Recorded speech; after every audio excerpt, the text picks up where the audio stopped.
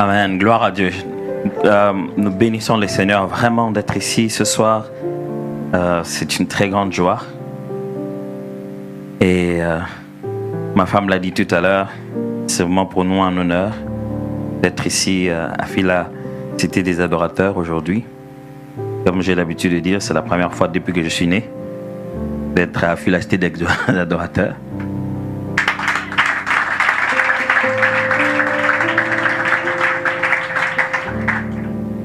Puisque le pasteur le fera au moment opportun, mais j'ai quand même tenu le faire puisque nous sommes venus ensemble dans ce, je veux dire quoi, ce groupe, ce cortège. On est venu avec un couple de bons pasteurs chez nous à Kinshasa. Certainement, vous les avez peut-être déjà vus dans d'autres images à la télé. On est venus ensemble, on était à l'école tout à l'heure, à l'académie. En début de semaine avec le pasteur aussi. C'était la semaine passée. Hein? Ouais. Le pasteur David Aïka et sa femme, Madame Grace. Est-ce que vous pouvez... Pasteur, ils peuvent s'élever. Ouais, voilà, le pasteur permis. Pasteur David Aïka. Alors, avec les quelques minutes qui me restent, j'ai dit merci et j'ai tellement envie d'aller voir tout le monde, mais je ne sais pas comment faire. Mais de là où je suis, j'ai un peu une petite forme de vue, au moins qu'il y ait un endroit que je ne vois pas. Il y a des endroits que je ne vois pas. Bon, vraiment, tout ce que je ne vois pas, sachez que vous me voyez. Et je suis très content. Alors, donc, il y a la salle 1, la salle 2, la salle 3, la salle... il y a 4. Les quatrièmes sont où? Là, encore après, là-bas. Là. Et nous, on appelle ça l'onction de l'Isanga. Donc, c'est-à-dire qu'il y a toujours un autre groupe qui a commencé depuis très longtemps. Ils ont acclamé, c'est ça? Voilà. Donc, ils connaissent comment ça fonctionne, l'Isanga. C'est très bien, ça. Alors, cette semaine, plaise à Dieu qu'on ait le temps de parler de la croissance et de ses implications. C'est la saison particulière de la croissance dans cette église. Et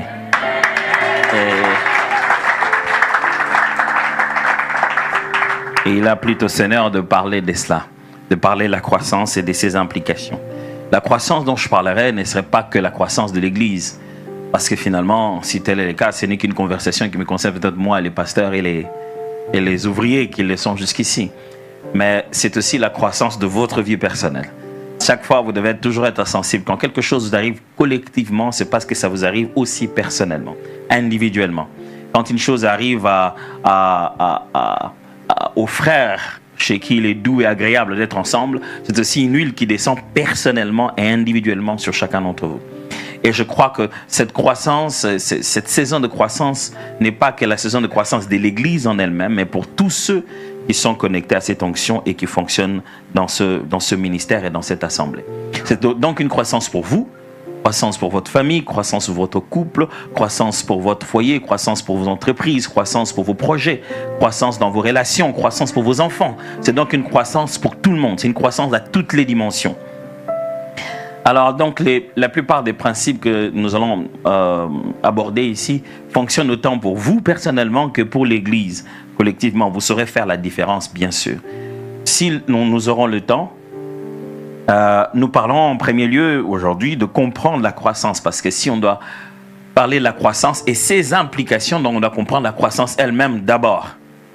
On va essayer de comprendre ensemble ce que la Bible enseigne au sujet de la croissance, et puis demain, au second jour, ou la deuxième partie va parler de vivre la croissance.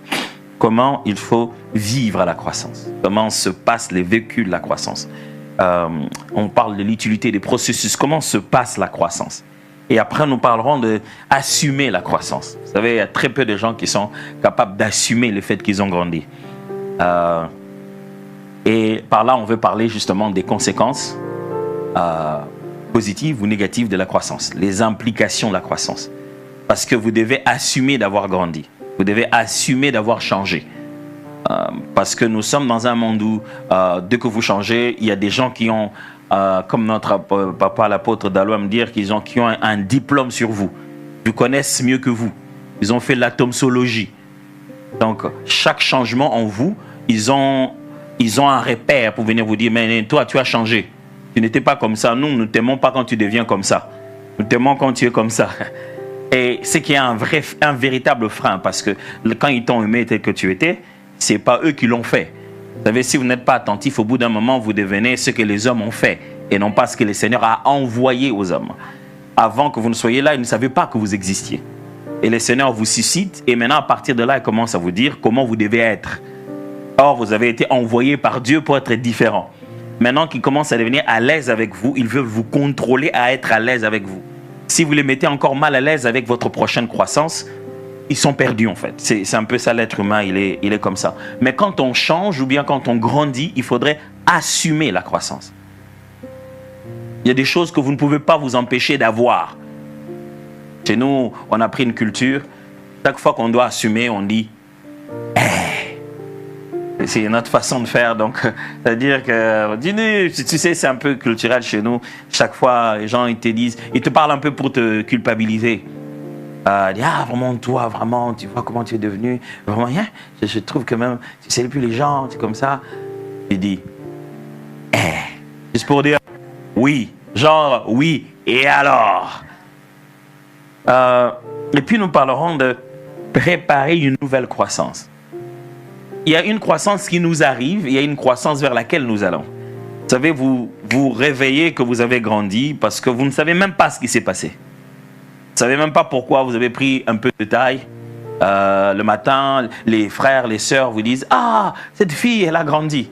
Et puis à un moment donné, vous avez besoin de grandir. Ça ne vient pas de soi. Ce n'est plus grandir avec votre corps, mais grandir avec votre cœur, votre esprit, votre homme intérieur. Ça devient une autre forme de croissance. Donc, maintenant, il faut apprendre à préparer une nouvelle saison de croissance. On peut, à partir de ce moment, calculer et se dire à telle période, on aura grandi jusqu'ici. On aura fait ceci et cela. Et ça demande aussi de l'audace que des pensées comme ça. Et en fin de compte, si on aura le temps, on parlera de réactiver la croissance. Que faire lorsque la croissance a stoppé? Parce que c'est une éventualité qu'il faut tenir. On est des êtres humains. On peut avoir grandi et une chose ou une autre a commencé à fragiliser, ralentir et même stopper la croissance. Si vous ne savez pas comment la croissance stoppe, vous serez peut-être déjà stoppé sans vous en rendre compte. Vous pouvez continuer à jouir et à vous réjouir du passé, mais vous ne bougez plus vers l'avenir. Vous êtes complètement bloqué dans vos exploits d'hier et vous ne regardez même plus Goliath devant. Vous voyez? Et donc, il est important de comprendre aussi si telle chose nous arrivait. Ou, vous savez, la croissance peut stopper pour une semaine. Elle peut stopper pour une saison de 2 mois. Mais quand vous voyez les indicateurs que ça commence à stopper, comment on relance cela? J'aimerais vous avouer que c'est très optimiste de ma part de préparer 5 chapitres comme ça, avec les temps qui nous restent. Ou le temps que nous avons pendant cette semaine. Mais bon, j'aime au moins croire que chacun de nous sait les différentes directions de réflexion qu'on peut entamer. Même si ce n'est pas moi qui en serai le seul canal, le Seigneur utilisera au maximum de personnes pour parler de cela d'une manière ou d'une autre. Ils ne les appelleront pas toujours avec les mêmes termes que moi, mais je suis sûr que ce sont des choses que Dieu veut que son Église connaisse, il vous le fera savoir. Et moi, ma responsabilité serait, si je dois dire qu'une seule chose, il faudrait que je la dise profondément. Vraiment, il faudrait que ce soit vraiment ça. Et qu'on aille en profondeur, on explique ce qui doit être expliqué, qu'on comprenne ce qui doit être compris. Lorsqu'on parlait avec les pasteurs, on était en train d'intégrer la possibilité même de permettre de poser des questions, pourquoi pas, parce que c'est aussi un moment et de prière et d'enseignement. Parce que votre enseignement influencera toujours votre exaucement. Si vous n'êtes pas bien enseigné, vous ne prierez pas bien. Vous attendrez de Dieu ce qu'il n'est pas. Aujourd'hui, ce n'est pas Dieu qui n'agit pas. C'est celui qu'on prie qui n'existe pas. Parce qu'au bout d'un moment, l'homme a créé un Dieu à son image. Et ces dieux-là ne fonctionnent pas.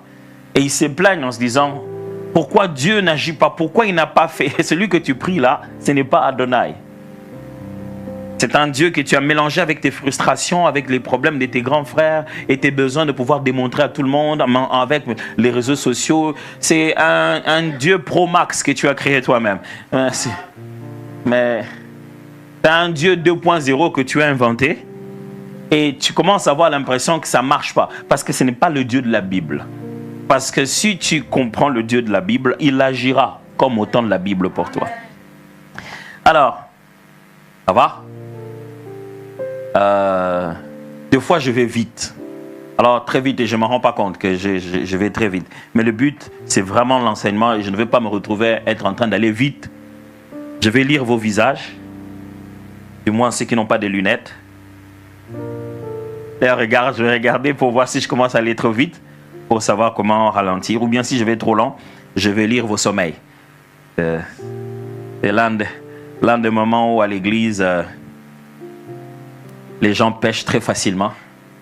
Quand le voisin commence à somnoler, je vais constater qu'on lui demande « Est-ce que tu dors ?»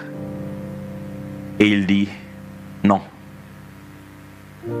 En plein milieu de l'église, en esprit et en vérité, nous tous on l'a vu somnoler. Mais il dit « Non ». Alors, on peut y aller.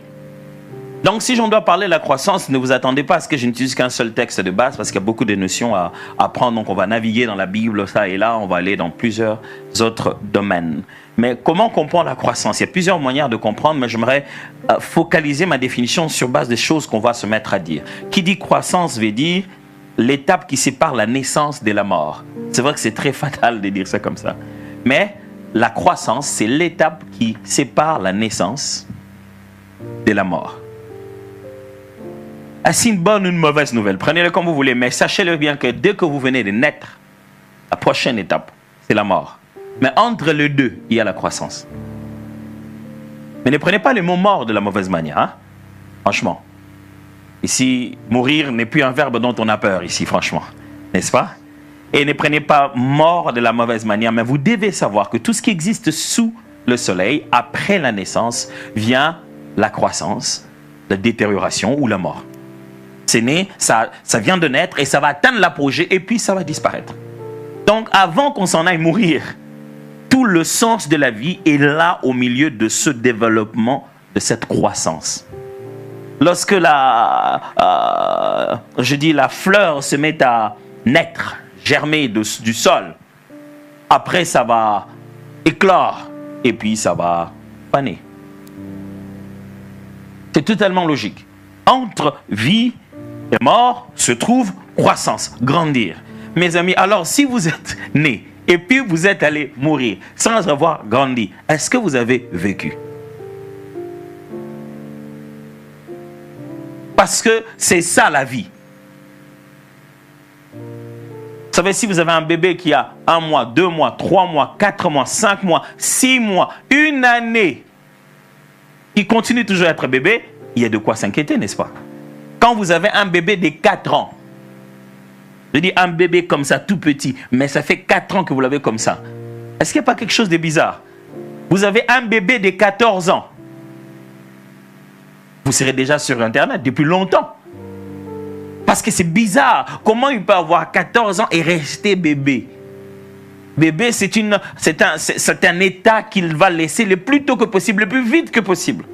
Dès qu'on a un enfant, la première des choses qu'on souhaite, c'est que l'enfant grandisse. Même quand il est dans le ventre, on dit la grossesse est de combien de mois? On veut savoir si ça grandit à l'intérieur. Parce que le sens même de la vie est dans la croissance. Quand une chose vit, elle grandit. Ça fait 3 ans que votre relation est une relation d'échange économique. Où le monsieur ne fait qu'emprunter de l'argent quand il y a des dettes en Afrique. Où vous en êtes dans votre relation? Est-ce que cette relation grandit? Parce que jusqu'à aujourd'hui, ça ressemble à... Moi, je te donne beaucoup de paroles le soir avant de dormir. Comme ça, j'élève ton ego, tu te sens femme. Et toi, la journée, tu m'envoies de l'argent. Parce que j'ai certainement oublié... j'ai toujours un problème avec ma banque. Genre, écoute chérie, est-ce que tu peux pas m'envoyer 200 €? Je vais envoyer... C'est une urgence là au niveau de la maison. Écoute, je devais aller refaire ma carte bleue. J'ai pas pu, tu vois. Je te rembourserai. Si on fait les comptes, depuis que vous avez 3 ans de relation, il en est à 1 500 $ de prêt. Si tu dois appliquer le taux de crédit, c'est une affaire que tu es en train de bâtir, pas une relation. C'est une banque que tu es en train de constituer. Cette personne ne veut pas t'épouser, elle veut prendre le crédit. Alors mettez chaque chose à sa place et comme ça tu peux lui envoyer une facture. Vous en êtes où dans cette relation? Est-ce que ça grandit? Comment vous saurez même que votre relation a grandi? Comment vous saurez même que vous avez quitté un niveau pour passer à un autre? Demande au voisin dans quelle relation tu es. Malheur à toi si tu es à côté de ta fiancée et que vous en aviez parlé cette semaine. La croissance est le résultat de la bonne santé. C'est quand il y a un problème avec la santé que la personne ne grandit plus de la bonne manière. Et lorsque quelqu'un s'épanouit et grandit, ou le système grandit, ça veut dire que le système est en bonne santé, que la relation est en bonne santé, que cette famille est en bonne santé. Je parle de la croissance ici comme si je regardais un être humain. Quelle est la santé de votre foyer? Quelle est la santé de votre maison? Je ne dis pas combien d'enfants vous avez, mais je dis, est-ce que ça s'appelle une famille, ça? C'est dysfonctionnel. Personne ne connaît personne. Chacun est devant son écran. Quand tout le monde entre, tout le monde va quelque part et maman est chargée de cuisine jusqu'à ce qu'elle décide d'arrêter. D'arrêter la cuisine et de se mettre sur TikTok. Et vous allez découvrir une de ces vidéos en train de préparer, de danser la chanson et d'imiter des voix. Dis maman, c'est ce que tu fais quand tu es à la cuisine. Oui, la cuisine c'est juste à côté, mais tu n'as jamais vu. Tu as vu ça sur TikTok. À quel point vous êtes fonctionnel. Tu sais même pas que quand tu es en chambre avec ton téléphone, ta mère est en train de danser sur TikTok. Parce que cet espace-là de la maison, tu ne le fréquentes même pas. Ça, ce n'est pas une famille. Ça ne grandit pas. Et ça ne va pas aller de soi. C'est seulement, non, on va laisser le temps au temps. Laissez le temps au temps et vous verrez avec le temps que rien ne va se passer. En fait, lorsqu'on parle de croissance, si je vous ai dit que c'est l'étape qui sépare la vie de la mort, et si je vous ai dit que c'est l'expression de la bonne santé, je dois aussi vous dire que grandir, on grandit selon ce de quoi on se nourrit. En termes de qualité, de quantité, de fréquence. On grandit selon ce de quoi on se nourrit. On dit qu'on devient ce que l'on consomme. Ce que tu absorbes te donne forme. Alors, la croissance dépend de la consommation. Alors, ma femme et moi, nous avons 4 enfants et j'ai eu le privilège de voir chacun de mes enfants grandir et d'aller chercher ma femme à l'hôpital et tout. Et généralement, quand on rentre, c'est elle-même qui me donne toutes les instructions pour me dire comment il faut traiter le bébé. Le docteur avait dit, je me souviens toujours de notre première fille, et c'était notre première fois d'être parent, donc il fallait traiter l'enfant. Vous avez dit, après chaque 2 heures, il doit prendre le lait. 2 heures après, on suivait l'enfant. Et le mal, c'est qu'après ces 2 heures-là ne tombent pas toujours au moment que tu veux. Donc, 2 heures, après 2 heures, c'est minuit. Après 2 heures, c'est 2 heures du matin. Après 2 heures, c'est 4 heures. Après 2 heures, c'est 6 heures. Et tu te rends compte que tu n'as pas dormi. Parce qu'après 2 heures, tu lui donnes à boire. Et les 2 heures-là, il reste éveillé. Et il fonctionne comme une machine, quoi. 2 heures après, yeah! C'est-à-dire, franchement, quelqu'un lui a dit... Mais j'ai vu des parents qui ont privilégié leur sommeil en se disant, non, franchement, il n'a qu'à pleurer. Donnez-lui de l'eau, je n'ai pas la force. 4 heures plus tard, l'enfant a pris. 2 fois 6 heures plus tard. Mais chaque jour qui avance, l'enfant commence à avoir des déformations, des malformations, des problèmes de croissance liés au fait qu'il n'a pas les éléments nutritifs de base. Moi, des fois, quand je regarde les enfants, je dis, mais vous vous comportiez comme des gens qui ne mangeraient jamais le foufou, quoi. Les nombres de lait que vous m'avez fait payer, les marques que je suis allé chercher, vous m'aviez mis dans un régime de lait. Mais là, vous consommez le foufou, comme tout être humain. Pourquoi vous n'aviez pas commencé par ça? Seulement parce qu'à cet âge-là, ce n'est pas qu'ils ne le veulent pas, c'est pas qu'ils ne peuvent pas. Ils ne peuvent pas grandir avec ça. Si vous mettez à manger les choses des grands pendant que vous êtes petit, vous allez mourir. Si vous continuez à manger, à boire et à manger des choses des petits pendant que vous êtes grand, c'est que vous avez un problème. D'accord avec moi? C'est tout autant spirituellement. Il n'y a pas un déséquilibre dans la vie que de tenter de vouloir comprendre des choses très élevées. Vous voulez comprendre les 7 sceaux d'Apocalypse, vous voulez maîtriser tous les événements de la dernière heure et vous ne connaissez même pas les noms des 12 apôtres. Vous les connaissez? Vous me citiez les noms de tous les 12 apôtres? Alors, vous lisez des grands auteurs, vous écoutez des belles prédications sur Internet, mais ce n'est peut-être pas à votre âge. Et vous vous nourrissez en désordre.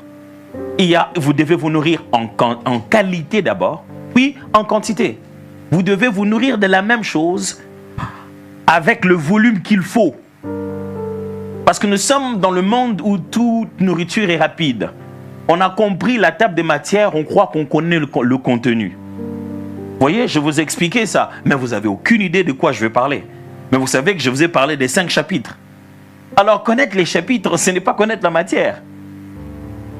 Il faut se nourrir de la bonne matière, il faut s'en nourrir en quantité voulue. Et il faut se nourrir à la fréquence voulue. C'est-à-dire, quand on parle de se nourrir de la parole de Dieu matin, soir, ce n'est pas parce qu'on ne connaît pas ton shift de travail. C'est que cette fréquence-là te permet une meilleure croissance. Ne te mets pas à le lire matin après 2 semaines. Non, mais pasteur, moi je lis la Bible. Hein. Mais moi, je n'ai pas le temps comme tout le monde, donc je lis aujourd'hui et les autres jours fériés. Tu n'obtiendras jamais la croissance voulue si tu le fais à cette fréquence-là. Donc, on grandit sur base de qu'est-ce que l'on consomme, quelle est la qualité de ce que l'on consomme, quelle est la quantité de ce que l'on consomme et quelle est la fréquence à laquelle on consomme cela. Est-ce que je suis rapide? Non? Ça va, hein? Ok, great. Ça va jusqu'ici, vous êtes sûr? Vous n'avez pas donné de nom à chaque coin, non? Ou vous voulez que moi je les baptise? Donc ceux de là-bas, je vais voir quel nom il faut leur donner. Je vais leur donner des noms, des noms à moi, comme ça j'essaierai de me souvenir. Ceux de l'Isanga sont déjà connus. C'est là. Isanga, amen. Voilà. Je vous avais dit, ils sont très forts. Mes amis, la croissance, c'est plus qu'un choix, c'est une nécessité. Vous ne pouvez pas dire, moi je ne vais pas grandir. Ce n'est pas possible. Vous réveillez le matin, vous avez grandi. Vous ne pouvez pas choisir entre grandir ou ne pas grandir. Non, à partir du moment où vous êtes né, à partir du moment où l'institution existe, la prochaine étape, c'est grandir. La croissance est obligatoire. On ne s'inscrit pas pour cela. Il suffit de naître, la croissance est la prochaine étape. Pour l'Église, il en est ainsi. Il est exactement la même chose. Surtout face aux défis de la dernière heure. Cette ère dans laquelle nous sommes, cette ère de complications, de problèmes. La croissance est obligatoire. Jésus ne vient pas juste pour prendre son épouse. Il ne vient pas juste pour prendre une jeune fille. Il vient prendre une épouse. Il vient pour prendre un nombre. Il vient prendre une quantité et une qualité. Je vais revenir sur ça. Dans Jean chapitre 17, versets 20 à 21, il est dit ceci. Jean 17, 20 à 21. C'est Jésus qui prie, on appelle ça la prière sacerdotale. Donc Jésus fait son résumé de mission à travers une prière au Père.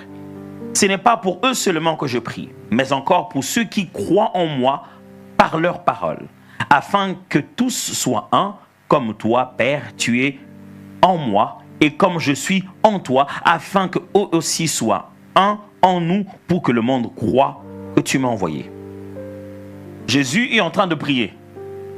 Il dit, c'est pas seulement pour eux que je prie. Mais tu sais, je prie, j'ai 12. Mais cette histoire vient de commencer. Je vois derrière le 12 un autre nombre. Et malgré le 12, après les 12, il y a un autre nombre qui arrive. Mais avec ce 12, tout le monde fera 1. Vous êtes en train de voir ça. Et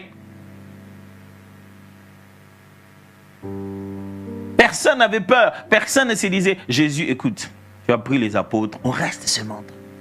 Mais dès le début, Jésus leur disait, écoutez, mes amis, ce n'est pas qu'entre vous deux, ce n'est pas qu'entre nous, il y a d'autres gens que vous ne connaissez pas. Il avait l'habitude de dire, j'ai d'autres brebis qui ne sont pas de cette bergerie. Mais au moment venu, je veux tous les rassembler. Jésus, même quand il parlait avec les apôtres, il ne voyait pas 12 personnes. Il voyait toute une grande famille. Je ne parle pas de la foule qui venait de temps en temps manger. À travers eux, il disait, il y en a d'autres qui m'appartiennent et qui sont derrière, qui vont venir. Il le voyait comme ça. Actes des Apôtres, chapitre 2, verset 39 dit, car la promesse est pour vous, pour vos enfants et pour tous ceux qui sont au loin, en aussi grand nombre que le Seigneur notre Dieu les appellera. Ils ne sont pas encore appelés. Acte 2, 39. Il ne les a pas encore appelés. Ici, il est en train d'expliquer la promesse du salut, la promesse de l'Esprit. Il dit, la promesse de Dieu de rendre toutes les nations de disciples, de remplir toute chair de son esprit, la promesse du salut, de croire au Seigneur, c'est pour vous qui êtes en train de m'écouter, ça c'est la première prédication de l'Église, mais aussi pour vos enfants, mais aussi pour tous ceux qui sont au loin, en aussi grand nombre que l'Éternel les appellera. Il s'attend à ce moment-là même, pendant qu'il parle devant une foule, il sait déjà que cette foule ne suffit pas. La croissance de l'Église, ce n'est pas une chose que j'invente maintenant, mes amis, ça vient de la Bible. Apocalypse chapitre 22, versets 13 à 15. Apocalypse 22, 13 à 15. Vous savez que je suis de l'école de l'apôtre Dallour, donc on donne beaucoup de versets. Ce que je n'ai pas encore réussi à faire, c'est de mettre des sous-points dans le point. Ça, quand même très fort. J'ai abandonné, j'ai pas pu. J'ai tout essayé, mais lui, il met un point, il met 4 sous-points dans le premier point. Et dans le deuxième sous-point, il a encore 3 autres sous-points. Apocalypse 22, 13 à 15. Je suis l'alpha et l'oméga, le premier et le dernier, le commencement et la fin.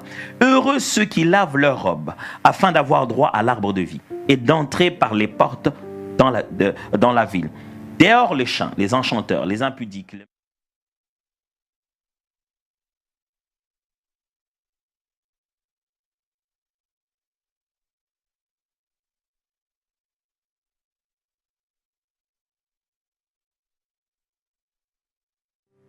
Et d'autres qui ne vont pas entrer. C'est-à-dire qu'aujourd'hui, si vous connaissez des idolâtres, vous connaissez des impudiques, vous connaissez ça, eux aussi vont grandir en nombre. De sorte qu'au moment final, chaque camp prendra son nombre. Dit, voici, nous, les justes, ceux qui croient au Seigneur, ils ont grandi, voici leur nombre. Ceux qui ne croient pas, ceux qui sont restés dans leur bêtise, voici aussi leur nombre. C'est Jésus qui explique ça dès le début à travers une parabole. Il dit ceci, il y avait un monsieur qui avait son champ et il a sémé. Et la nuit, le soir, un ennemi est passé, il a sémé aussi. Mais qu'est-ce qu'il fait? Il sème la mauvaise herbe qui ressemble beaucoup au blé, qu'on appelle l'ivraie. Ce qui fait que le matin, quand le 2 commence à grandir, on se rend compte, ouh, ça c'est pas vraiment la même chose. Et quelle est la finalité? Quelle est la décision finale? La décision finale, Dieu dit, laissez les deux grandir. La croissance n'est pas qu'une chose que nous souhaitons. Ceux qui sont contre l'évangile souhaitent aussi une croissance. Parce que s'ils ont commencé, prochaine étape, ils doivent grandir. Et Dieu a décidé que la croissance des deux irait de pair. Il a dit, on ne pourrait pas les couper maintenant, c'est dangereux. Ils devraient grandir tous, atteindre une maturité pour que lorsqu'on détache les uns des autres, on ne puisse pas tuer ce que nous avons sémé. Vous voyez ça? Très important, j'espère que tout ce que je dis make sense. Aide-moi à demander au voisin, est-ce qu'il comprend quelque chose jusqu'ici? Il dit quoi? Il t'a dit aussi si tu comprends quelque chose. Il devait te donner une réponse normalement. Elle dit quoi? Alors donc je vous préviens, donc peut-être que je risque de vous faire dormir, ça va être seulement comme ça, comme une histoire, comme si on racontait. C'est comme ça, mais ça va aller. Restez avec moi, ne vous endormez pas. Dans tout le cas, on vous tient par rigueur. Vous avez compris, si quelqu'un dort à côté de vous, ne lui demandez pas s'il dort. Ce n'est pas bien, c'est l'exposer à un péché que nous tous nous savons qu'à coup sûr, il risque de faire ce péché-là. Donc ne lui demandez pas cela. Alors prenez une petite autre vitesse maintenant. Premièrement, il existe 2 types de croissance dans l'Église. Sur base des textes que je viens de lire avec vous, peut-être vous ne l'avez pas remarqué, mais il existe fondamentalement 2 types de croissance dans l'Église. Il y a ce qu'on appelle la croissance quantitative ou la croissance horizontale et ce qu'on appelle la croissance qualitative ou la croissance verticale. Horizontale, c'est pour la quantité et verticale, c'est pour la qualité. Horizontale, c'est pour le nombre de personnes, les nombres de réalisations, les nombres de choses qu'on réussit à faire, mais verticale, c'est pour la maturité, la personne que l'on devient. Horizontal, c'est pour les nombres de personnes qui viennent, les nombres de structures que l'on crée, le nombre d'églises que l'on ouvre, des mondes que nous touchons. Mais vertical, c'est la qualité de la maturité, le niveau que l'on grandit, l'intimité que l'on développe, la personne que l'on devient. Donc, chaque fois dans l'église, il y a ces deux dimensions. Il y a la dimension où on grandit en nombre et la dimension où on grandit en qualité. C'est très important. Est-ce que je dois vous donner tous les versets, lui qui les disent? Mais c'est sans problème. Je vous enverrai les slides, on pourra publier ça comme on veut. Ce que vous devez savoir en deuxième lieu, c'est que la croissance qualitative et quantitative, les deux formes de croissance, la croissance qualitative et la croissance quantitative, peuvent et doivent marcher de pair. Ces deux formes de croissance peuvent marcher de pair et doivent marcher de pair. Vous n'avez pas besoin d'exclure l'un pour l'autre, sinon vous n'avez plus une croix. Vous n'avez pas besoin d'exclure l'horizontal pour le vertical.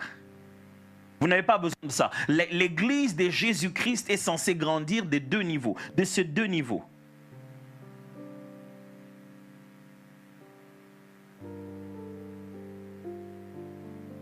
Et c'est ici la pensée que je vais beaucoup partager avec vous ce soir. Je dis matin. Luc 5, 10 dit: il en était de même de Jacques et de Jean, fils de Zébédée, les associés de Simon. Alors Jésus dit à Simon, n'aie crains point, désormais, tu seras pêcheur d'hommes. N'aie crains point, désormais, tu seras pêcheur d'hommes. On ne peut pas seulement grandir en termes de nombre, on doit aussi grandir en termes de personnes, en termes de ce que l'on vient, ce que l'on devient. Et Jésus est en train de faire une promesse à un monsieur qui est déjà pêcheur. Et il lui dit, suis-moi, ne crains pas, je ferai de toi pêcheur d'hommes. Ça, c'est une phrase que Jésus nous a dit à nous tous, même si on ne l'a pas entendu clairement. La raison pour laquelle nous venons à l'église, c'est cette promesse que Jésus nous fait.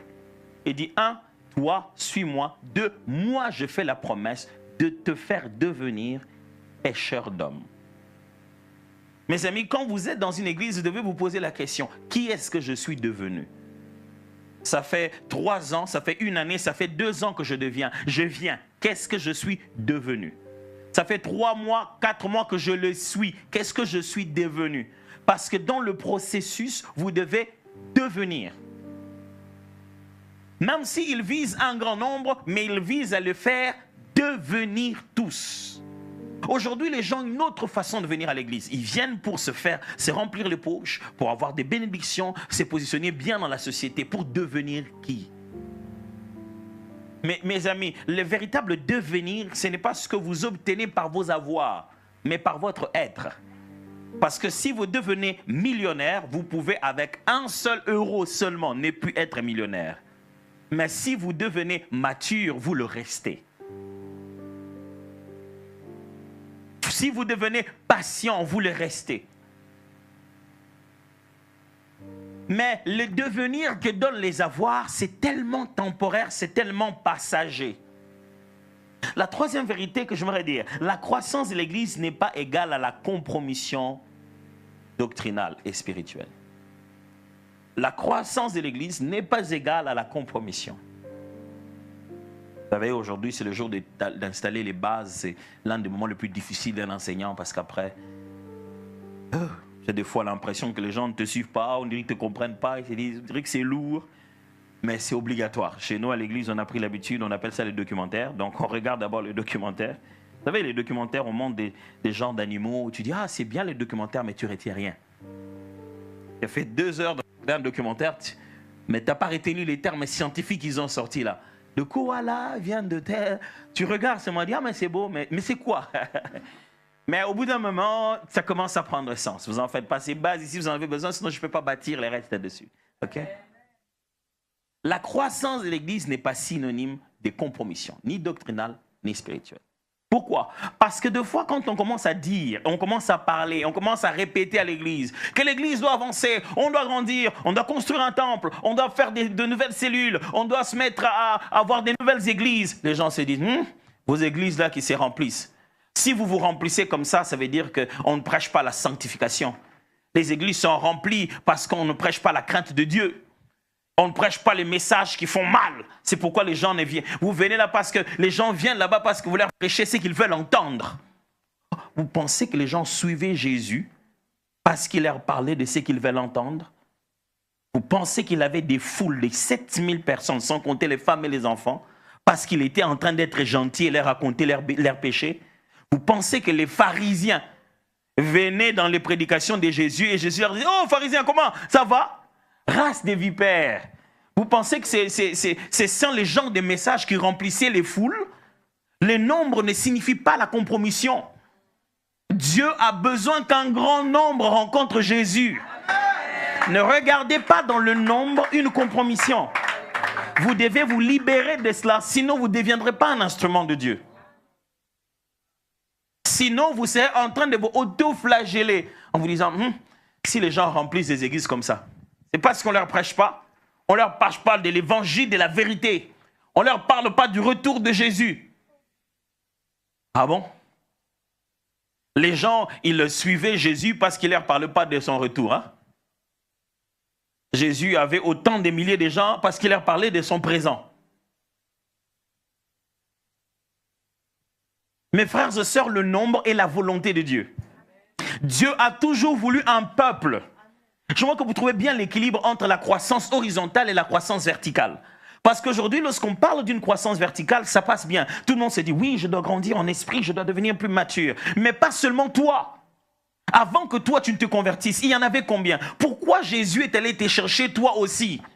Est-ce que le nombre de gens à l'église, ce n'était pas déjà ce qu'il fallait? Pourquoi il fallait que toi aussi tu te convertisses? Ce que nous sommes en train d'attendre au jour du Seigneur, ce sont des milliards et des milliards de personnes. La vision apocalyptique, lorsque l'on voit le retour de Christ et l'église qui monte, ce ne fait pas 4, 5, 6 personnes. C'est un très, très, très grand nombre. Les apôtres l'ont dit, je vous l'ai lu avec vous, un aussi grand nombre que Dieu les appellera. Jésus le disait, j'ai encore d'autres brebis qui sont de l'autre bergerie. Mes amis, l'église existe pour que vous deveniez mûrs et que vous veniez en grand nombre. Alors, ne vous cachez pas en disant, nous, même si on n'est pas nombreux, mais on est dans la qualité. La quantité, ça m'importe peu. Oh, tu penses que Jésus est mort pour sauver une qualité seulement? Non. La Bible est claire. L'agneau qui a donné sa vie pour sauver des hommes de toute nation, de toute tribu, de toute langue. Jésus, par sa mort, il est mort pour un grand nombre. Il a donné sa vie à lui seul pour que plusieurs soient sauvés. Si tu veux avoir une vision biblique de la croissance, elle doit être de ces deux dimensions, à la fois qualitative et quantitative. Aucune de ces deux choses ne doit être négligée. On doit en avoir beaucoup à faire grandir. Et lorsqu'on commence à faire grandir, ça ne signifie pas que le nombre doit s'en aller.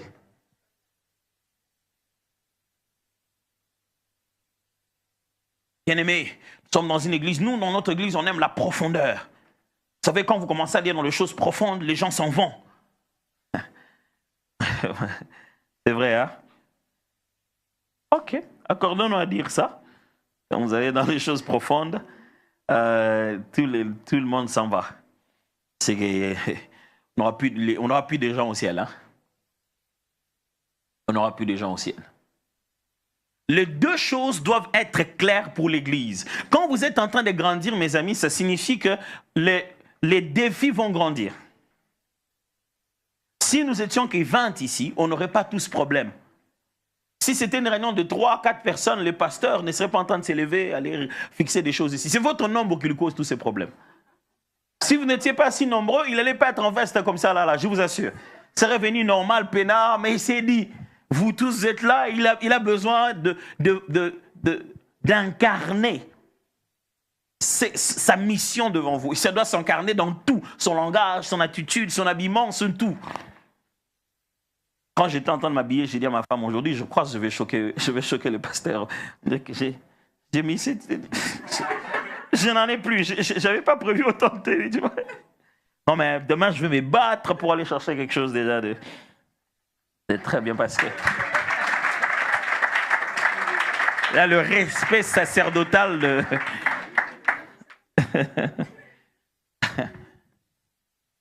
Le nombre va venir avec ses défis, mes frères. Ah, je vous assure. Quand vous avez le nombre, chez nous, j'ai toujours l'habitude de dire, Dieu a beaucoup d'enfants. Il y en a des uns qui viennent pour adorer, et d'autres qui ne ferment pas les yeux, et qui prennent les téléphones des autres. On est tous dans le temple, gloire à Dieu. On juge aujourd'hui, même les membres de l'église, on juge les églises par la fréquentation de gens qui viennent au culte. On considère qu'à l'église, un non-chrétien ne peut pas venir. Quand quelqu'un vient à l'église, il est mal habillé, vraiment, vous allez dans les églises et regardez comme les gens sont mal habillés. Elle est peut-être venue pour la première fois. Donc, quand quelqu'un vient pour la première fois, on fait quoi? On lui donne une robe toute blanche à l'entrée? Pourquoi quelqu'un doit déjà être chrétien pour venir parmi les chrétiens? Il va se convertir où? Non, quand il y a le nombre, vous recevez du n'importe quoi. Il y a des gens qui s'habillent d'une mauvaise manière. Vous recevez du n'importe quoi. Oh mon frère, ils ne viennent pas dans ta maison, ils viennent dans la maison du Père. Quand vous venez à la salle d'attente de Jésus, vous trouvez des gens fatigués, chargés, qui sont venus pour recevoir le repos. Si vous trouvez des véhicules qui ne fonctionnent pas au garage, quoi de plus normal? C'est au garage qu'on amène des véhicules qui ont des problèmes. Vous dites non, ce véhicule-là, regarde, il y a tellement de fumée, de tuyaux d'échappement. Ça vient d'où? Ça vient du garage. Eh bien, c'est là qu'on fixe ces véhicules. Les véhicules de cette manière-là sortent d'habitude de là. Et Jésus a dit, venez à moi, vous tous qui êtes fatigués, chargés, je vous donnerai du repos. Et vous voulez qu'ils viennent déjà reposer. Parce que vous dites que le nombre fait venir n'importe qui. Mais il a dit qu'on deviendrait pêcheur d'hommes. C'est avec le filet. Le Seigneur qui est en train d'expliquer à Pierre qu'il deviendrait pêcheur d'hommes a commencé sa première rencontre avec lui par une démonstration de pêche qu'on appelle la pêche miraculeuse. C'était ce qu'on appelle un signe, pas un miracle. C'est-à-dire que ce n'est pas juste pour résoudre un problème, mais c'est pour marquer un message. Alors, en l'ayant fait, Jésus voulait montrer à Pierre que serait le genre d'appel auquel il lui a donné. C'est un peu comme le buisson ardent. Ce n'est pas un miracle, c'est un signe. Dieu le montre à Moïse. Moïse voit, voilà, un buisson qui est en flamme, mais qui, voilà, il y a le feu, mais ça ne se brûle pas. Il est en train de l'expliquer qu'est-ce qui va se passer. Ta mission consiste à prendre un peuple, le faire passer par un feu, mais il ne brûlera pas. Ce peuple passera par toutes sortes de choses. Israël, il va se battre, mais je serai tellement avec lui parce que je contrôle les deux. Il va cohabiter avec ses adversaires, mais il va continuer à vivre. Et il était en train d'expliquer ceci à Pierre. Il dit, Pierre, tu ne vas pas pécher avec l'hameçon. Toi, tu pêches et tu te limites. Avec moi dans cette barque, tu vas commencer à pêcher au point que tu ne sais même pas porter toi-même. Je ne t'appelle pas pour une pêche régulière, je t'appelle pour une pêche miraculeuse. Il dit, je t'appelle pas pour deux, je t'appelle pour de grands nombres. Ce qui fait que la première prédication de l'église a été prêchée par Pierre et ça a été une pêche miraculeuse. Ah, vos églises là, ils cherchent seulement des gens. Nous sommes en train de chercher des gens à sauver pour Jésus. Vous voulez qu'on cherche quoi? Des chiens, des chats? On n'est pas vétérinaire, on est pêcheurs d'hommes. Non, vous m'invitez, non, je ne vais pas aller ajouter mon nombre là-bas. Vos pasteurs là, ils font que chercher des gens. Mon cher. Nous cherchons des gens, nous en cherchons beaucoup pour leur montrer le chemin du royaume. La croissance quantitative doit être autant considérée que la croissance qualitative. Pourquoi? Parce que Jésus ne reviendra pas seulement parce qu'on a grandi, il reviendra parce qu'on a fait grandir le royaume. La Bible dit que, Paul est en train d'expliquer ça, il a dit, il a gardé l'incrédulité du peuple élu pour qu'un plus grand nombre entre au moment de la grâce.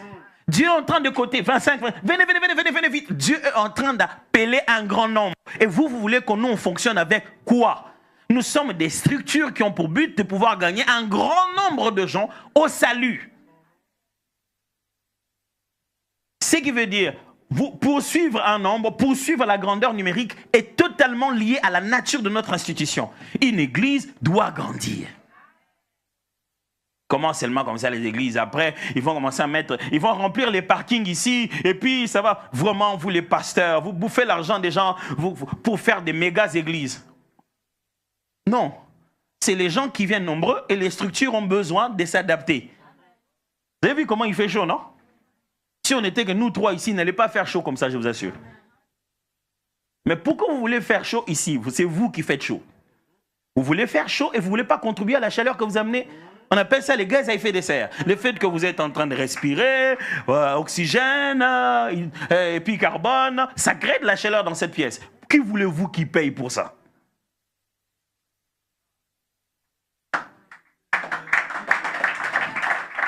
Vous payez même les taxes pour la pollution.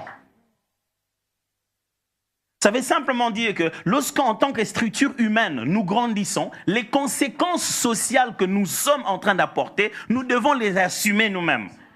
On doit établir un système par la bénédiction de Dieu, comment il affecte les vues de chacun. On traduit un système clair, limpide, où il y a la redevabilité, mais on fait fonctionner cette grande structure maintenant telle qu'elle est devenue. Les apôtres, au premier jour, ils ont connu le même problème.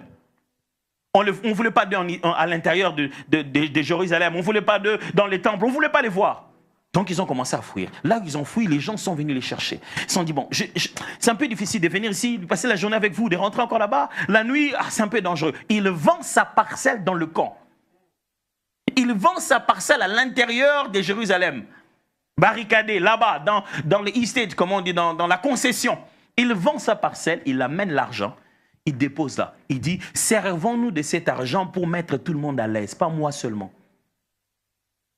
La simple raison, c'est qu'il y a des changements. Pierre, vous les autres, on n'a pas ce moyen. Je vais prendre ça, ça va résoudre les problèmes de tout le monde. Après, il n'a pas dit, fais de moi un diacre. Hein. Je suis venu pour que ça puisse résoudre le problème de tout le monde. Pas m'acheter un poste. Pour ça, il faut faire les élections normales, comme tout le monde. Tu veux des postes, fais les élections. À l'église, c'est Dieu qui va choisir qui il veut. Et donc, s'il y a une croissance qualitative et il y a une croissance quantitative, la différence entre les églises est au niveau de l'intentionnalité. Comment on sait d'avance que tel acte à poser va aboutir à une croissance qualitative et tel acte à poser va aboutir à une croissance quantitative. Et la Bible enseigne ça. Quand vous pouvez bien le constater, quand on est petit, quand on est jeune, on grandit instinctivement. Ça nous arrive. Jusqu'à un moment où on arrive à un niveau, on se dit non, je ne dois plus grandir maintenant. Vous savez, c'est ces choses qui font qu'on est tout le temps en train d'aller au sport. Tu essaies de dire à la croissance, ça va.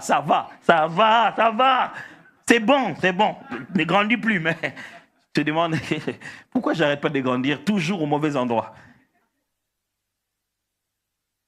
Parce qu'à un moment donné, la croissance, il faudrait créer un système pour orienter cela. Écoutez-moi. Un jour, je vais finir ici parce que déjà... Un jour, j'ai vu un de mes médecins et on parlait ensemble, on était en train de faire le check-up et tout. Il m'a dit, pasteur, il ne vous reste plus que 3 grammes pour que vous deveniez obèse. J'ai ri comme pas possible. J'ai dit, non. You kidding me? Oui, pasteur, parce qu'en fait, l'obésité, c'est pas la masse que vous avez là, c'est directement lié à votre ratio. Quand on calcule votre taille avec votre structure musculaire et votre poids, le nombre de masses sur votre structure devient trop élevé. Le genre de masse que vous avez avec vos os sont incompatibles et vous avez dépassé ça largement. J'ai dit, où? Tu vois, j'ai dépassé où? Il dit, mais pasteur, si vous continuez comme ça, vous allez atteindre l'obésité. Moi, je dis, non, mais attends, tu blagues. L'obésité, c'est ça, oui. Mais dès que je prends un peu plus de croissance aux endroits non voulus, j'ai mal au dos. Parce que lorsque la structure n'est pas préparée pour recevoir la masse, le système devient dysfonctionnel. Alors j'ai une question pour Phil, la Cité des adorateurs. Avez-vous une structure pour la masse que vous voulez?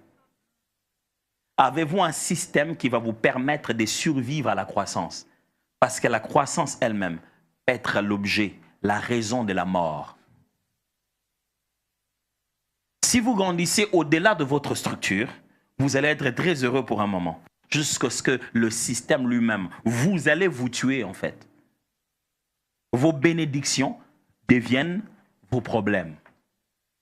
Un jour, c'est arrivé à la première église.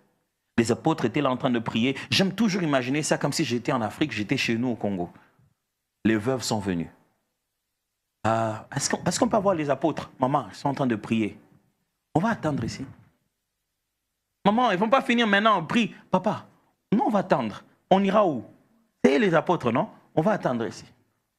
Je les imagine. Oh Jésus, c'est à peine que tu viens même de partir, à peine même.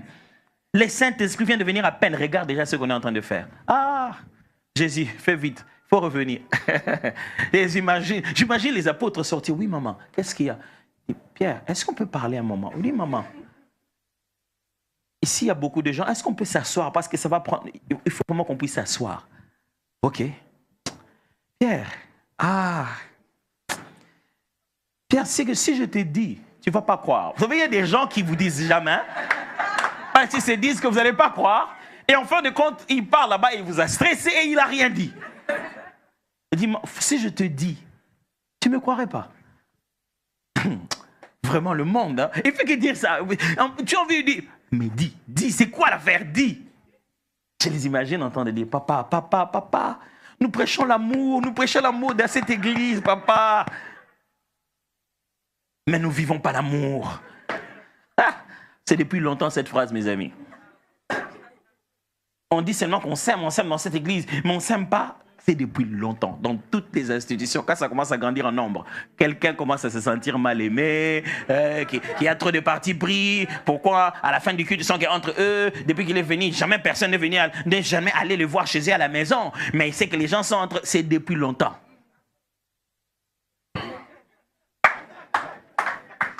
Alors les femmes se disent, on a constaté quelque chose. Elles étaient d'origine grecque. Se dit, nous avons des femmes qui sont d'origine juive. Papa, même si Jésus était venu juif en chair, ce n'est pas une raison de nous faire souffrir. Jésus il est venu pour être le sauveur de tout le monde. Quand on distribue les peu qu'on nous distribue là, nous sommes des veuves, papa, on n'a plus de mari. Notre peu là, les frères, votre frère là, celui-là. Et puis il vient conduire la louange après. Le frère là, celui-là, quand il vient distribuer, demandez-lui. Appelez-le ici et demandez-lui. Pourquoi nous, les femmes qui sont d'origine grecque, il nous donne à nous 10. Et ces autres femmes-là, elles leur donnent 10 et demi. Tu as envie de dire, pour ça. Ah ouais, c'est ça le genre des problèmes qui détruisent les églises. Vous vous asseyez, vous dites, pour ça. C'est vraiment banal. Il dit, mais, ok. L'apôtre s'est dit, bon, ok, maman, ce que vous dites est pertinent. Apôtre, faites quelque chose. Je veux que toi-même, Pierre, tu vois, les gens, ils sont comme ça. Pierre, si toi-même tu viens, tu descends là, toi-même tu nous distribues cette nourriture, les gens ne vont plus faire les bêtises là. Voilà, c'est comme ça que les membres tuent leur pasteur. Pasteur, il faut que toi-même tu prêches les dimanches. Tu vois, c'est d'être toi-même. Pasteur, ça fait longtemps que tu as prêché. Il faut que toi-même tu sois là. Pasteur, on est venu seulement comme ça, il n'y avait personne. Il n'y avait que les frères entre eux. Des fois, on aime que toi-même tu viennes. Pasteur, si tu continues à venir toi-même, tu vas mourir. On va t'enterrer toi-même. Sans personne. Parce que le secret, chaque fois que la croissance commence à faire dysfonctionner le système, le secret a toujours été la délégation. On dit, maman, on va vous chercher des gens qui sont exactement comme nous, remplis du Saint-Esprit, pleins de sagesse, craignant Dieu. Mais entre nous, maman, il faut que nous restions dans la prière et dans l'enseignement. Si on se met aussi à distribuer les pains, quand est-ce qu'on va avoir le temps pour prier? Pasteur, les gens qui te disent, toi-même, tu dois prêcher chaque dimanche, ce sont les mêmes qui vont commencer à dire, ah, moi, je ne vais plus là-bas, ils prêchent seulement les mêmes choses. Je n'ai pas le temps d'aller chercher les autres choses. Tu voulais que je prêche et lundi, et mardi, et mercredi. Réunion des ouvriers, je dois être... Pasteur, même si tu ne prêches pas, mais il faut que tu sois là. Si toi, tu es là, les gens eux-mêmes, ils sont... Si moi, c'est ma je deviens Emmanuel.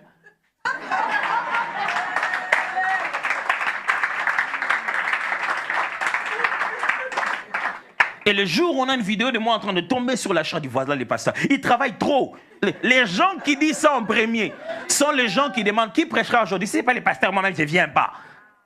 C'est parce que tu ne viens pas le jour où ce n'est pas moi qui prêche que je continue à prêcher toujours jusqu'à tomber à la chair. Moi, ça fait très, très longtemps que je ne bénis plus les mariages. Très longtemps. Très, très, très longtemps. On a trop de mariages à bénir. Et si c'est moi qui dois bénir tous les mariages, à courir partout, par-ci, par-là, c'est pas possible. Ça fait très longtemps que je ne baptise plus. On a trop de gens à baptiser. Si c'est moi qui dois les baptiser, de toutes les masses, de toutes les tailles, franchement. Et c'est moi qui dois prêcher encore le dimanche. Aie pitié de moi. Je ne parle pas comme ça parce que je suis pasteur. Peut-être que le fait d'être pasteur me donne l'opportunité de regarder ces choses dans un certain point de vue. Je ne parle pas comme ça à cause des apôtres. Ils ont dit, madame, si on se met à servir la nourriture à table, ça n'a pas marché. Voilà ce qu'on va faire. Nous, on va travailler sur la qualification des personnes à déléguer. On va se rassurer qu'ils ont toutes les qualifications, les mêmes que les nôtres. Après, on ne va pas disparaître. On va continuer à le superviser. Mais on va les déléguer. C'est eux qui vont exercer là-bas. Ça, c'est la conséquence de la croissance. Avant, c'était Pierre qui me servait. Après, je découvre un certain Philippe. Et si j'ai dit, les Philippe là, c'est qui les Philippe? Nous, on était à l'époque de Pierre. Tu auras mal et tu vas souffrir quand tu vas commencer à voir que c'est Philippe là, il fait des miracles, il est en train de prêcher, il est prêt à donner sa vie. Il disparaît même d'un endroit, il apparaît à un autre. Des choses que les autres n'ont même pas vécues. Ah, le petit Philippe là, tu l'appelleras petit comme tu veux, mais Dieu l'a choisi et l'a placé là-bas parce qu'il veut qu'il soit une façon de faire évoluer les choses. Je vais quitter cette chaire en vous disant, enfin, comme quatrième et dernier principe, c'est le quatrième ou le cinquième? C'est le quatrième. Le quatrième principe, c'est que la fidélité d'une église n'exclut pas sa croissance. Moi, je commencerai par le cinquième pour qu'on avance. La fidélité d'une église n'exclut pas sa croissance. Ça signifie ceci. Très souvent, nous grandissons avec l'idée selon laquelle fidèle veut dire comme on était. Tu vois? Pour que nous restions fidèles, il faut qu'on reste comme on était. Pasteur, avant on n'était pas comme ça. Pasteur, on commence à changer. Hey. Franchement. Hey, mes frères, si vous n'êtes pas prêts à changer, vous ne servez pas du tout, vous n'êtes pas utile pour Dieu. C'est la constance de Dieu qui pousse notre changement. Il est parfait et nous sommes en train de nous perfectionner. Le but de l'enseignant dans l'église est le perfectionnement de saints. Les termes qui est utilisé là-bas veut dire l'équipement, la maturation. Je vous donne des outils pour que vous puissiez vous améliorer. Les choses doivent changer. L'église doit avancer. Et le fait d'être fidèle à Dieu ne signifie pas rester fidèle aux moyens qu'on avait avant. Vous ne devez pas être fidèle à votre bâtiment, fidèle à vos instruments, fidèle à vos habitudes. Pasteur, on a perdu quelque chose. Cette église, quand ça a commencé, on était chaleureux. À la fin, on prenait l'été. Maman, on prenait l'été parce qu'on était 15. Maintenant, on va prendre l'été ensemble avec 2000 personnes. Non, on donnera l'été aux nouveaux venus parce qu'ils seront 15. En fait, nous, quand on était 15, on ne savait pas qu'on était des nouveaux venus. Pasteur, je ne ressens plus cette chaleur-là. Dans l'église, c'était quand on finit le culte, on se salue. Comment ça va? Comment ça va? Maintenant, les gens sont devenus trop nombreux. Je n'arrive plus à vivre ça. Si tu n'arrives plus à vivre ça, c'est parce que tu ne veux pas faire les affermissements. Tu ne veux pas être dans les groupes de prière. Tu ne veux pas être dans les réunions de Zoom. Même quand on est milliers, on peut continuer à garder une petite famille dans la grande famille. Maintenant, pasteur, maintenant je vois beaucoup de nouveaux visages, des gens même que je ne connais pas. Tu devrais t'habituer. Au ciel, il y aura plein de nouveaux visages que tu ne connais pas du tout.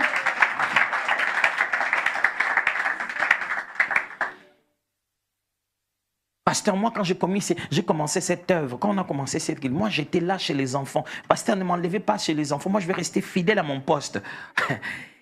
Mes amis, il y a des postes où on joue parce que les spécialistes de poste n'existent pas. On appelle ça le don de disponibilité. C'est-à-dire que tu es disponible et puisque tu es là, l'esprit t'utilise. Mais ce n'est pas ton don principal. Alors, lorsqu'on verra quelqu'un qui a ce don principal, on devra te substituer. Parce que plus tu utilises tes dons auxiliaires, plus tu es frustré. Parce que tu fais toujours trop d'efforts pour obtenir des résultats. On doit te reconcentrer vers le domaine où, sans effort, tu obtiens plus de résultats. Non, mais pasteur, moi j'étais à la chorale. Moi je vais rester à la chorale, Maman, on a accepté ta voix.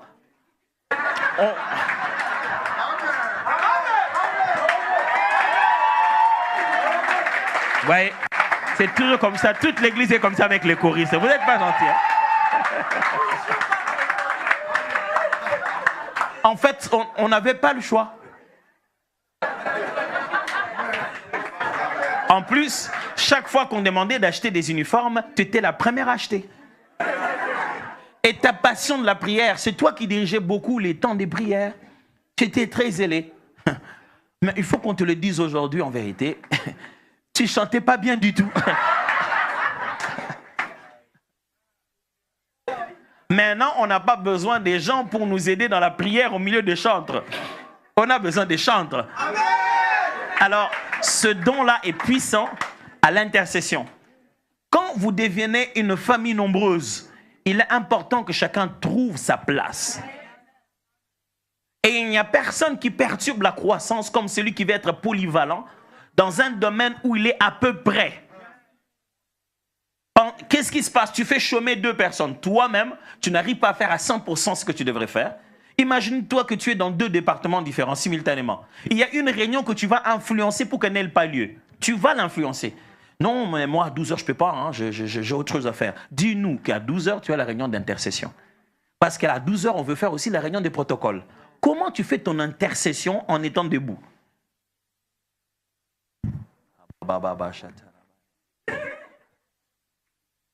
Du coup, la réunion d'intercession n'a pas eu lieu parce que tu étais le membre dont on avait besoin pour atteindre le quorum. Et tu as influencé qu'on change le jour de cette rencontre-là parce que tu avais déjà une autre rencontre. On dirait que l'œuvre de Dieu est en train de détruire l'œuvre de Dieu. Ça, ce n'est pas biblique. Une œuvre de Dieu ne peut pas détruire une autre œuvre de Dieu. Ça signifie qu'il y a quelqu'un qui en fait de trop. Avec humilité et douceur, lorsque l'Église grandit, va leur dire « Mes amis, je faisais ça aussi. » De temps en temps. C'était un peu bien. Mais je pense que je suis plus appelé à ça. Je dois devoir rester. Je dois devoir laisser ça. Quelqu'un d'autre va venir. Ce dont on a souvent peur à l'église, c'est de laisser des places vides. Et laisser les places vides, c'est comme ça que le Seigneur les remplira. Vaut mieux des places vides et les autres places prises par des personnes qualifiées que des places remplies par des incompétents qu'on ne peut pas dire par amour, par peur de les blesser en fait. Ça fait 10 fois, 20 fois, 30 fois. Chaque fois que tu veux que tu lui dis une chose pour qu'il réussisse à le faire, ça doit te demander un petit moment de jeûne. Tu dois prier pour lui toute la nuit avant qu'il exécute ça comme voulu. Donc quand il fait ça au culte, tout le monde est en train de se dire Seigneur, aujourd'hui, espérons. Hey. Ouf, ouf. À la fin, on dit moi, pendant qu'il était là debout, j'avais mes doigts comme ça. Seigneur, fais que cette fois. Pourquoi tu peux nous stresser comme ça, franchement? Pourquoi on peut te stresser pendant que tu exerces pourquoi tu es appelé? Donc, il doit avoir un problème. Ça, tu l'as fait parce que tu étais disponible, il n'y avait personne. La croissance demande à ce que tu te dises, ok, c'est bon, je vais faire ça. Avant, quand tu courais, tous les parents t'acclamaient, oh bébé, oh il a couru. Maintenant, tu as un petit frère qui court plus vite que toi. Qui on va acclamer à la fin de la course? Tu dois simplement te dire, les heures où on m'a acclamé sont révolues. Maintenant, on acclame quelqu'un d'autre. Il faut que je cherche un autre domaine où c'est moi le premier. Ah, c'est pour ça que les gens quittent l'église. J'étais là-bas, ils m'ont dit, oh. Si tu écoutes les raisons pour lesquelles les gens quittent l'église. Très souvent, les gens punissent les assemblées par leur nombre parce que les assemblées les ont challengés en ce qui concerne leur qualité. C'est-à-dire, il te défie de devenir un chrétien plus qualitatif. Il dit non, il peut pas dire ça. Moi-même, mes parents ne me disent pas ça. Oh, tu viens chez Dieu et tu veux que Dieu fasse quoi? Il te parle comme qui? Que Dieu te parle comme qui? Le Seigneur a un minimum de respect pour moi. Oh là, c'est trop important. Vous savez, Jésus, il avait des habitudes. Hein. La dame vient, le touche, et il sent que quelque chose l'a touché. Et il dit, quelqu'un m'a touché. La dame vient, et dit, ah, ok. Il dit, ma fille. Ah, Jésus, tel à genoux quand même. Ma fille, ta foi t'a sauvée. Jésus, quand même, franchement, son âge, franchement. Je pense que Dieu, il pense que tu es qui? Tu es grand, tu es très âgé. Quand Dieu te regarde, il te voit avec tes vestes et toute ta valeur, tu n'es rien du tout. Absolument rien. Il te parle comme il veut. Mais chaque fois qu'il te parle, c'est avec amour. Mais qui t'a dit que l'amour ne blesse pas? Il n'y a rien qui blesse autant que l'amour. Mais l'amour blesse parce que c'est une chirurgie. Elle ne blesse pas pour te laisser des cicatrices. Elle est à la recherche de quelque chose qui est à l'intérieur de toi, qui ne devait pas être. Moi, vraiment, j'ai quitté cette église-là. Vraiment, ce qu'ils ont dit, ça m'a blessé. Après, est-ce que ça sortit la chose qui était dedans? Il n'y a rien de plus mauvais que d'apprendre qu'on doit reprendre l'opération parce qu'on a oublié quelque chose dans ton corps. Ça n'arrive pas souvent ici, mais chez nous, ça arrive 2 fois. Vous voyez, la personne est en train de gonfler, on dit, mais on ne va pas vous dire, mais on reprend l'opération, on se rend compte que quelqu'un... Un des infirmiers avait oublié un truc à l'intérieur. C'est vrai que ça se fait de moins en moins maintenant, gloire au Seigneur. Mais il y avait eu des cas comme ça. Mes amis, mes frères et sœurs, nous sommes en train de grandir et ça va être inconfortable. Êtes-vous prêts? Ça va être inhabituel. Êtes-vous prêts? Ça ne va pas se ressembler à hier. Êtes-vous prêts? J'avais mon fils, mon dernier.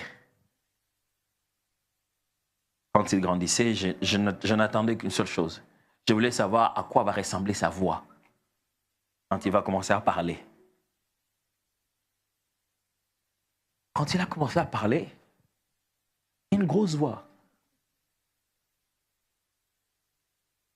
Je ne m'attendais pas à cette voix. Quand on va le chercher à l'hôpital, il ressemble à tout point de vue à sa mère. Quand il grandit, je regarde mes anciennes photos, je vois que je le ressemble. Depuis que j'ai d'ailleurs repris mon ancienne coupe, je le ressemble beaucoup en fait, il me ressemble beaucoup. Et quand les enfants grandissent, les visages changent. Pas même qu'ils ressemblent aux oncles.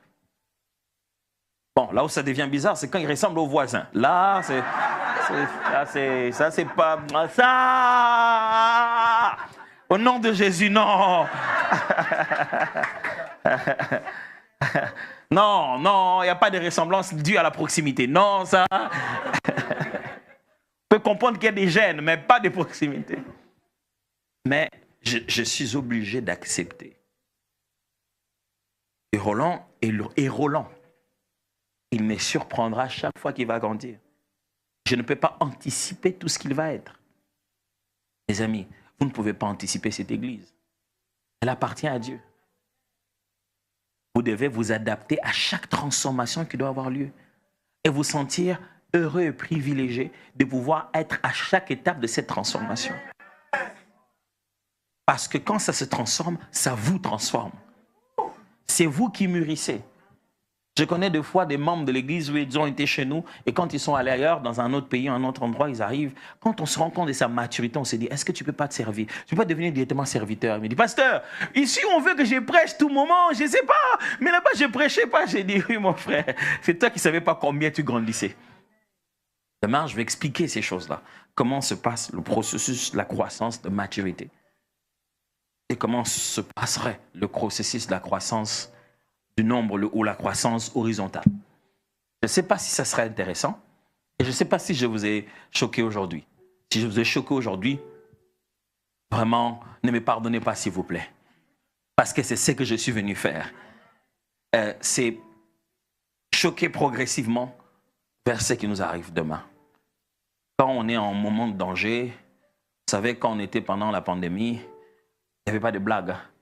On ne laissait pas un enfant se dire « Ah, maman, je vais jouer dehors !» Non, c'était beaucoup plus grave que ça, j'aimerais vous dire. C'est beaucoup plus grave que nos relations humaines. Ça concerne quelqu'un qui est mort à la croix et qui a prédit ses temps. C'est beaucoup plus important que le pasteur Nomak. Prions. Dieu d'amour, merci. Aujourd'hui, nous avons pris le temps qu'on a pu prendre. Merci. Demain encore, on vient pour t'écouter nous parler. Je suis très content d'être ici à Cité des Adorateurs parce que je peux ressentir que c'est une cité. Toute la physionomie est vraiment celle d'une cité. Ce n'est jamais une seule pièce. C'est un complexe de gauche et de droite. Une cité, c'est comme ça. Il y a des maisons, il y a des villes. Mais tu veux faire grandir ça. La croissance, ce n'est pas le changement de la nature, c'est le développement de la nature de départ. Tout ce que fit la cité d'exaucement est ici. Maintenant, tu vas étendre ça et gonfler ça, amplifier ça. Donne-nous, Seigneur, de ne pas nous retrouver obèses, n'avoir pas prévu les structures qui pourraient porter la masse. Donne-nous aussi, Seigneur, de ne pas nous retrouver maigres, d'avoir des structures qui n'ont pas eu leur masse. Donne-nous de comprendre, d'accepter, de nous adapter à ces deux formes de croissance qui sont quantitatives et qualitatives. Toute la gloire à toi, Seigneur.